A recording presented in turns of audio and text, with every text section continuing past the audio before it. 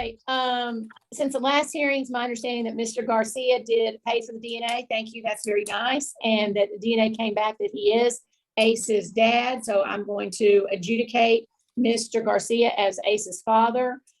We still need to do, I believe, we still need to do DNA on Mr. Tobar and Chloe. We are just set for status hearing today. If there's anything else, then y'all are gonna have to file a motion. We're gonna have another hearing. So department, I guess y'all want me to, I mean, I'm sure the parents have already been working a lot on their service plan. We've had hearings, I don't know, too many hearings on this case. So we should be way far along by now. So what do y'all need, Mr. Wilson? Thank you, Judge. I think the parents are making progress from what I hear. We've got service plans I think we need to get approved. I believe housekeeping wise, we still don't have Ms. Foreman served, but she may still be, well, she's out of rehab now, and I could be thinking of the wrong case, but I want to make sure that we get her served. You know what? She's appeared. I have her that she appeared on 11/16. Okay. But you're good. You're We fine. waived on the record, Your Honor. Okay. And Mr. Tobar appeared then, and Mr. Garcia appeared at the last hearing. So I'm just going to mark everybody down as appeared. All right, great. Thank you, Judge. Other than that, you know, there's little issues bubbling here and there that I won't bring up today, but hopefully we can keep a lid on those and keep the case moving forward and keep the train on the tracks. That's the goal. Okay. Okay. Ms. Harris, what do you need? Your Honor, my mom's working her services. She's got her service plan. She signed it. She's doing all those. One of her services is working open doors with Paula Mays. She's made some recommendations regarding visitation, and we would just ask that those be applied as part of her baby steps. Okay. And she's complying with everything that Ms. May says too, right? Correct, Your Honor. And Mrs. Mays wrote a glowing recommendation letter for her. Wow, that doesn't happen very often. So that's good. That's really good. Okay, thank you. Okay, Mr. Wood, what about you? Mr. Tobar? Judge, we dealt with getting some clarity on dad and him in the home, and you know whether or not he was supervised or not, and I think we've worked all that out. I don't think we need anything further. My client did ask if he could cut his hair. I told him he couldn't yet until we got something from you, Judge. Turn sideways, Mr. Tobar. I mean, you can cut it, but I don't want you to be bald, or, you know, you need to have enough hair that we can still test if we need to, okay? I mean, I don't know what the length is. Do y'all know, department? What is it? It's 1.5 inches to 2 inches is needed. Just got to have somewhere, maybe on top, be 1.5 inches or something, you know? It's around the crown. Around the crown, okay. I mean, your hair looks fine, but I know it's probably bugging you. Hey, the good news is it's winter. At least you're not sweating as much as you would in the summer. But no, you can cut it. Just need to keep that, because you know if you're testing body hair and head hair, it's like testing apples to oranges. So you want to be consistent in what we test. But yeah, I mean, last time he was ordered to do a hair test, he didn't have enough hair, so they did have to take a body hair out of his beard. Oh, they did. Okay. I mean, we would like to go back and make sure we're doing hair follicles so that we have our, window that we need to test instead of going back a year. So do y'all want to do another hair strand test? So we got a baseline on his head hair, and then Mr. Tobar can cut his hair? I would like that. Okay. We've already got one negative hair strand, don't we? But wasn't it body hair? It was body hair. Right. It was off his beard. Okay. Judge, the other question I had, I don't think the home study, you had ordered a home study on maternal grandmother, but with my client there in the home, is that home study still necessary? Because I don't know that it's going to be approved. Well, it hasn't been approved yet. Let me read you this. CPS hair strand, Mr. Tobar, within 1 week, head hair. Within 1 week, then he can cut his hair per the CPS order. Okay, so you got that. Yeah, a home studies with Mr. Tobar living in, well, number one, that's not really her home. She just stayed there with the kids, right? Correct. Right. And it's not going to pass with a parent being there. So So a home study was done and it didn't pass because grandmother wasn't really forthcoming with information and being really honest with us and cooperative. why are we really concerned about a home study when the kids are at their home, dad's there, hopefully we can get mom home soon enough, and we're not gonna move the kids? Because the placement was with the caregiver and not with the parent. That's why. Okay, but we're still, okay, so it didn't pass. What does that do? We just can't recommend, and we have ongoing concerns. We did put in a child placement request, and the previous foster home is willing to take the kids back by report. I don't know why we want to do that. Just because we just have continued concerns about cooperation overall. Okay, well, hold that thought. Mr. Wood, is that kind of what you're getting at? Well, yeah, I mean, when there's an underlying threat of removing and it's not even mentioned in the court, I think that's a problem. Well, but you know, every case there's an underlying threat of removing, you know? Well, I'd love to see what it is. I mean, it sounds like just the department saying lack of cooperation or mistrust or something like that. Is that what y'all are saying, department? In general, yes, Your Honor. And we would absolutely dispute that, Your Honor. Yeah, I know. Okay. Well, I'm gonna say there's always a possibility that kids get moved, so we got that. I don't know what the mistrust stuff, but we'll hold that thought, Mr. Wood. Ms. McClure, what about you? Oh, hold on, Mr. Wood, anything else? No, Judge. Okay, thank you. I will say, I kind of got the impression from the reports that Miss Foreman is doing a lot more service plan wise than Mr. Tobar. So I don't know why. I don't know if that's true or my impression was wrong. I don't know, but that's just kind of where I was. Well, there's not as much on his service plan, but he is working services, Judge. And I think he works a lot too, doesn't he? Yes. Okay. Ms. McClure? Judge, all I need is, you know, if we had known that Cody was dad when this case started, with 2 demonstrable years of sobriety and the girlfriend passed hair strand test, everything's great. You know, he could have asked for a monitored return of the adversary and possibly could have gotten it. I would like some commitment that CASA and the CPS are going to be willing, I'm sorry, CASA and the ad litem would be willing to work with a step-up plan headed for the possibility of Cody having a monitored return at some point. He is not pushing for that today. He wants to continue to have more visitation and longer visitation. And he understands that you are a judge who loves baby steps. And so I'm asking for a commitment that as long as everything goes well, that those baby steps will be given to him and he can work towards that. Yeah, I could be wrong, but it was my understanding that Ace and him didn't really have a relationship and everybody was really kind of freaky about the first visit I ordered, but that it went well. So yeah, they're going to have a relationship. He's going to have to incorporate Miss Erica into it. I don't know if they live together. They're just boyfriend. I don't know what the situation with them is, but you're right. We are going to have to do baby sets, and I'm just going to put in the order that visits for Mr. Garcia increase as agreed by CPS and ad litems. And if you don't see an increase, according to my baby step thing, Ms. McClure, let me know and we can have a hearing. Nobody Yes, in this ma'am. case. Thank you very against having a hearing. Okay. Okay, let's see, CASA, Ms. Houseman, this is your case? You already had one this morning. Yes, ma'am. Okay, what's up? Anything that's not in your report?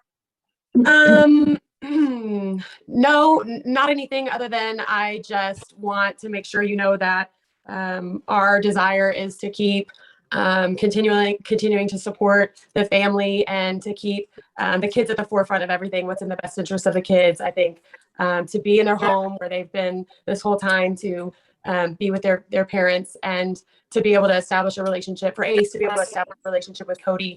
I have a whole lot that I really wanted to say, but I've never seen a case, I'm new, but parents that work so hard and just put their kids at the forefront. You know, Jessica, it warms my heart that she has worked so hard and just loves her kids so much. Same with Emilio, you can just tell. And after spending time with Cody, I'm very encouraged about his relationship with Ace too. And I just want to keep this family going forward. Okay, that's good. Thank you. Okay, Ms. Lane, what's up?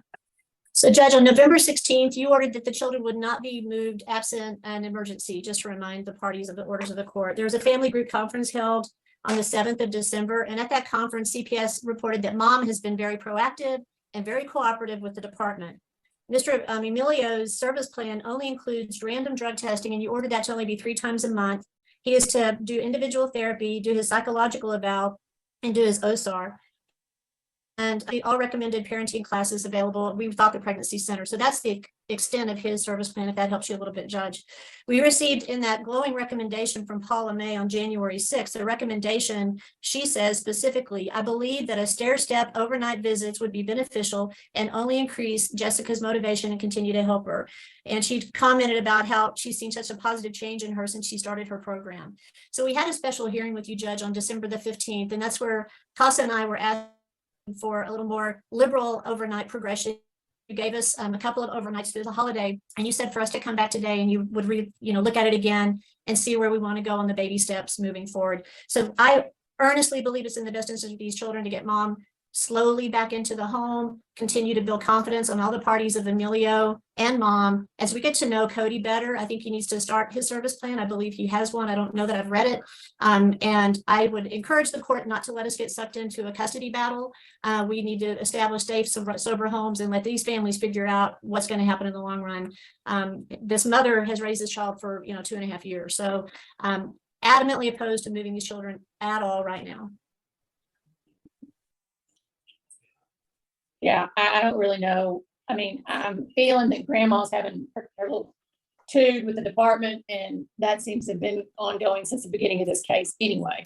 Department, are y'all able to get in? And Casa, are y'all able to get in? Anytime you need to go see the kiddos, are y'all able to get in? Judge, I had an issue getting inside the house the first visit I had. The second visit was just me. It went a little bit more smoothly. However, the third visit again went backwards, and it was there was a lot of, I guess, hostility between the family because they didn't want to sign the family plan. They didn't want to do our child plan, or they didn't want to sign our Bill of Rights for the children because we had to have an updated one for our system. And then Miss Simpson had made comment as, don't sign that. I'm the one that has custody of the children. And I was trying to explain to her that, what I am in the case and what my job is. And it was just a very hostile communication and conversation.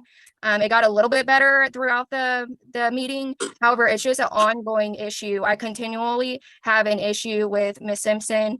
When I was on vacation, Miss Simpson and Miss Foreman were pretty hostile towards Mr. Manning, my protege, and it's an ongoing battle for CPS or for us to do our job properly.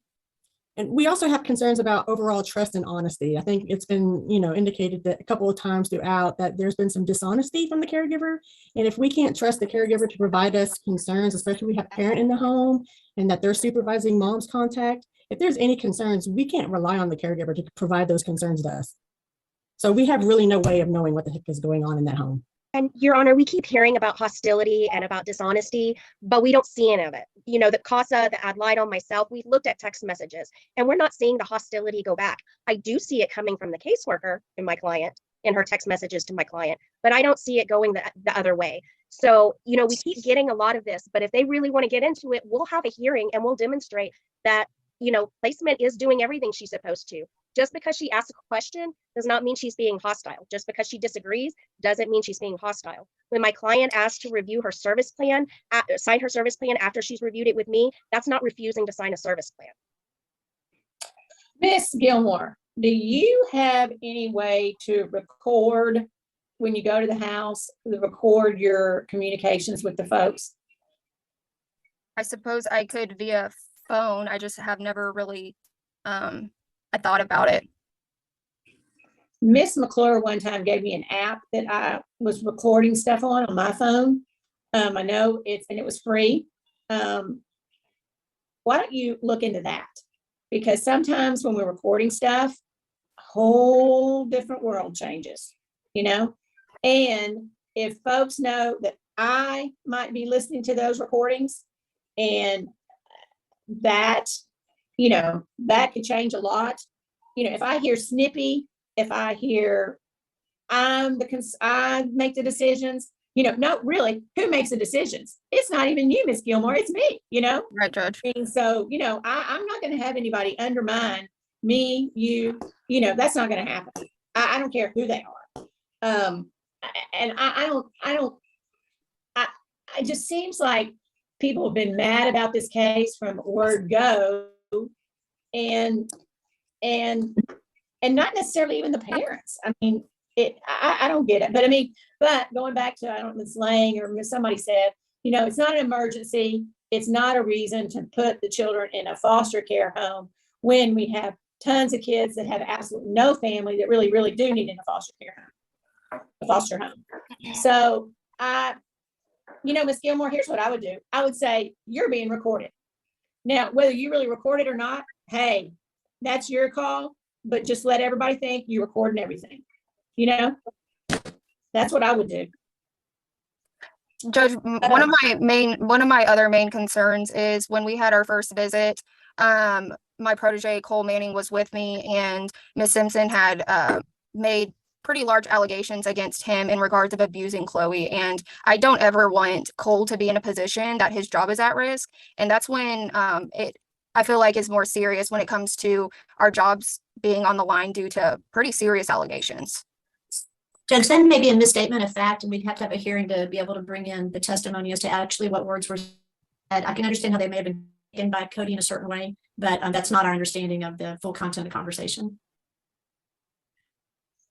I don't really care I care what was said, but if that's the way that things are being perceived, somebody that's making the comments obviously that's a caregiver of children, needs to watch what they say. And I know that's hard for some of us, a lot of us, but and I don't even know where Mr. Manning would have had the opportunity to do anything that Miss Gilmore is even talking about. Last time I checked, I don't think Mr. Manning goes out there by himself. He's a protege. He's got to go with Miss Greenberg or Mr. Gilmore or, somebody. Good reason to record. Just saying. I think I told y'all last time, or I told lawyers in a breakout room or something, this should be an easy, no-brainer case. And it has turned into the biggest cluster case out of even my sexual abuse, my physical abuse, my trafficking cases. And all it is mom needs to get clean, show that mom can get clean, and get on down the road, period. So as long as Ms. Foreman's doing what she needs to do, and Mr. Tobar isn't messing up, Mr. Garcia's creating a relationship with Ace, that's what I want. And Ms. Foreman, I'm gonna tell you, I don't know, I don't know what was said. I guess I can find out when Ms. Gilmore starts taping everything. And I think I've told you this before, but you know what? If my mom had my kids and there was any smoke or any bad vibes or anything coming in from the department, I sure would have a chat with my mom and say, this is what the department's saying. The department has conservatorship. Obviously, there's some discord or misunderstanding or something. And I would try to get my mom on the same page with the department.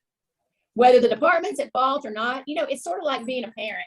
I could tell my kid to go do something and I'm wrong, but I'm still in charge, and you do it and you just suck it up, and I don't hear a lot of, I don't know, but I don't want to move the kids. So Ms. Foreman, this is even more reason for you to continue to step it up, do what you're supposed to be doing, get you home and get her out.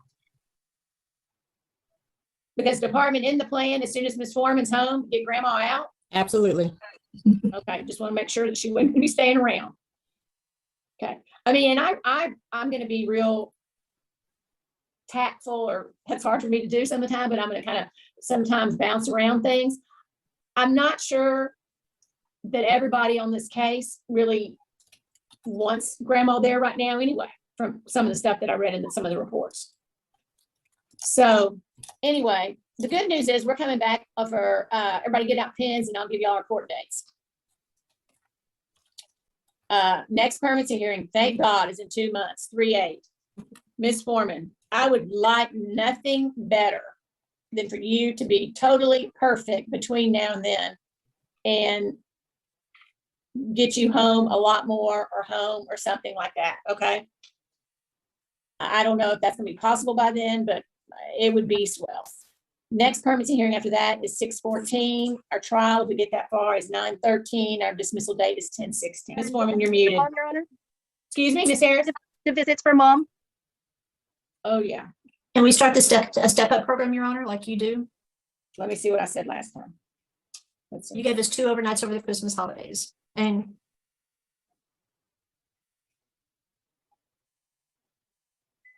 Department, and Costa, what's your recommendation for visits? Our recommendation with CASA is that we do a step up. What Paula with Open Door suggested is what we agree with. It would give her an opportunity, give Jessica an opportunity to practice everything that she's been learning, where the idea would be 1 overnight for 2 weeks and then 2 overnights for 2 weeks, stepping up slowly. And was that weekdays, weekends, or just whenever they could work it There was out? no specification, just our idea would be to increase those overnights slowly. So she could continue to do all of her rehab and classes and still be home. What about stuff other than overnights? What did Paula say about that? There was no recommendation, but I think that the more time she can be with the kids, the better. They love her. She's an awesome mama. She's doing great. And I would love to see how she manages real world home life with her kids and all the chaos that comes with caring for them, as well as continuing to be successful with the therapy and the classes. And I feel like she's going to have extreme success, but I would love to see more time. Department, So if the court's entertaining putting mom back home as soon as 3/8, we would also agree with the step up. I think it'd be nice to have a gradual. hold on. I said I would, I'm thinking about it, but there's no guarantees and I don't even know. Well, then we I would, mean, more importantly, I want grandma gone. That's really what I want, you know? well, we would advocate at visitation stay as they are currently ordered. And give mom time to actually show sustained progress before sending her home with 2 vulnerable kids. Miss Harris, is she going over there any during the week now, or is it just those overnights? What is she doing?